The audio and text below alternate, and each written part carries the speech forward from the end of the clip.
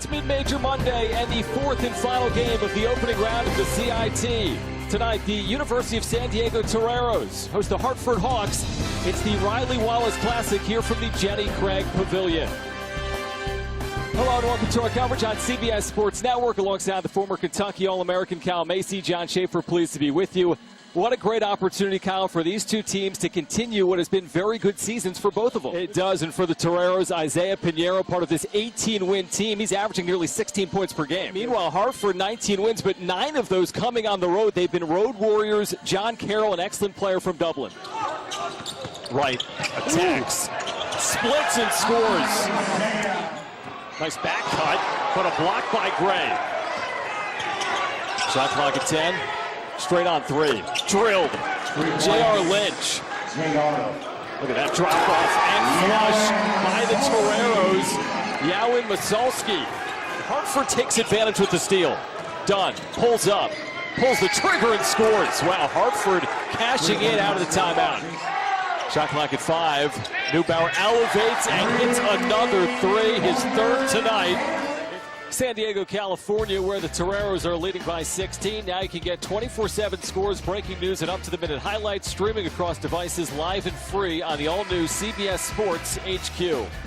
It's been a good night. Jon Schaeffer, Kyle Macy for the Toreros, who are still shooting 62% for the game. They've been very patient on the offensive end and doing a really good job of sharing the basketball. 18 assists on their 23 field goals. So you can see most of the shots they're getting, they've worked very hard to get a wide open look. And that's why they're shooting that 62%. On the other hand, Hartford started out shooting the ball very well, but they've dropped all the way down now to 44%.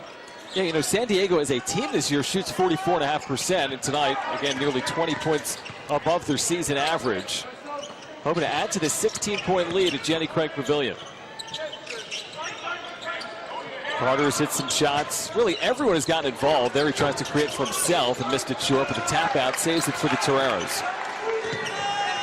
As you watch on the screen of their offense, how the spacing, plenty of room, gives each individual a chance to make some moves, but then just reading what the defense, not trying to force things. If it's not there, pass and move. If it is there, take the shot or take it to the rim. Martinez as re-enters. That three is off the mark. Dunn the rebound. Hawks need a basket. They'd like to go on a run here. About 5 minutes into the second half. Dunn pulls up and has the swish straight on. Jason Dunn has 8. He's got a good-looking stroke. You knew it was just a matter of time before it was going to start to fall down.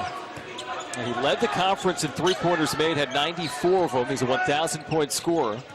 John Gallagher told us he's got a chance to be a really good player next year.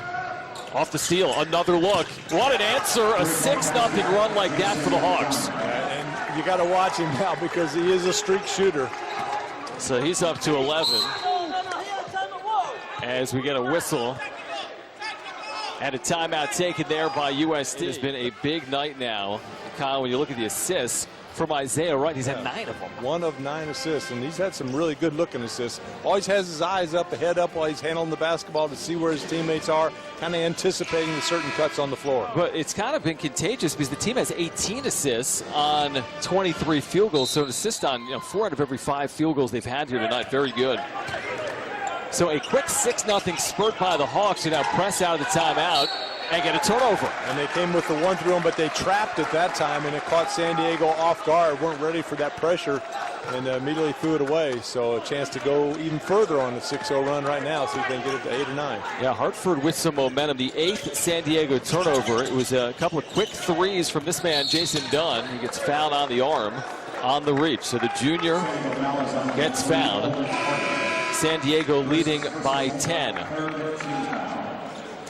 Of course, for more CIT action, go online, watch CIT.com. Tournament underway here today. 4 games. We've had some good basketball games today.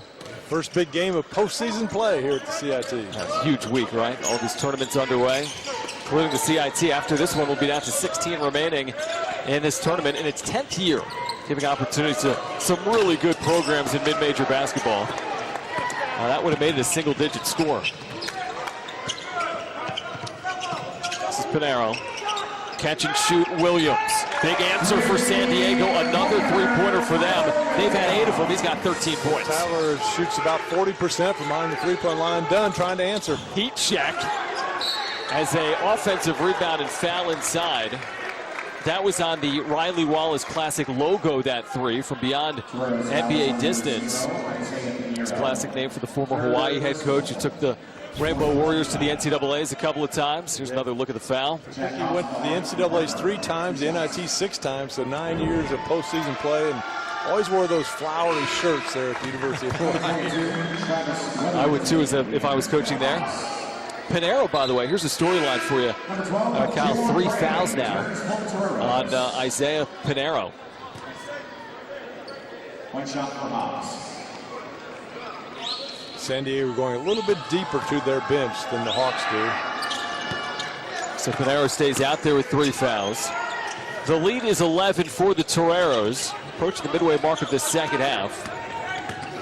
Closely played first half, but San Diego opened this lead up to 16 early on in the second half. Hartford looking for the comeback on the road here tonight. It would be their 10th road win of the season in the first ever meeting between these schools. Pinheiro hounded by Lynch and had it stripped away, and then they'll get Lynch on the reach. Almost got it. Very active with the hands in that man-to-man defense, that possession. Again, always trying to keep the offense confused on what they're going against. His second.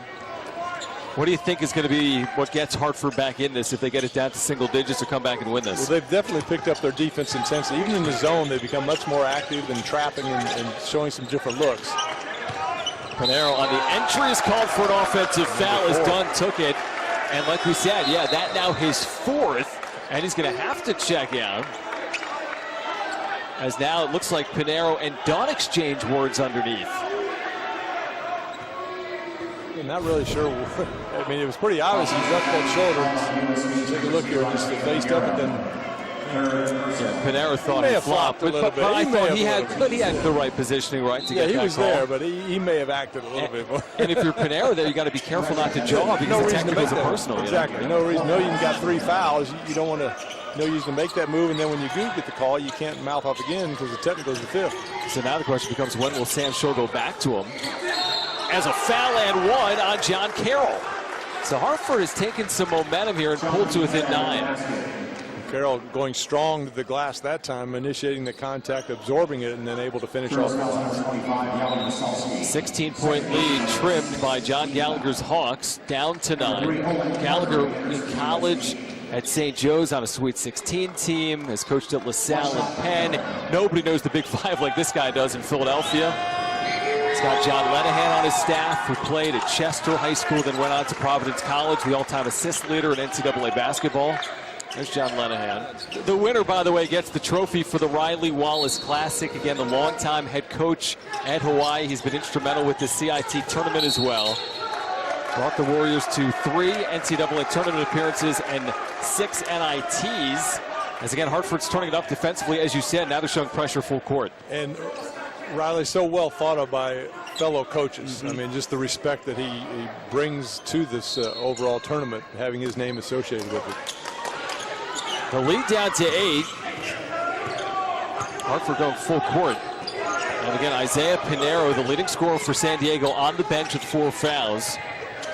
Big story here in the second half. That was nearly thrown away.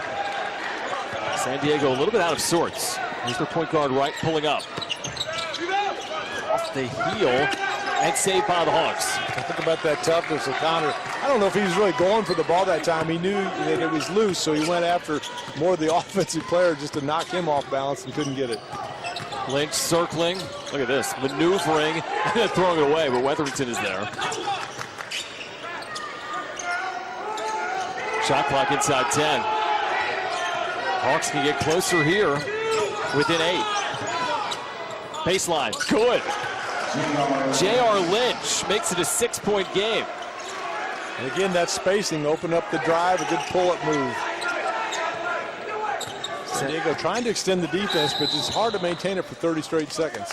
As they get a whistle for a foul. Inside of 12 minutes, Hartford at 1-point trail by 16. They clawed back to within 6. We'll have the exciting conclusion coming up on CBS Sports Network.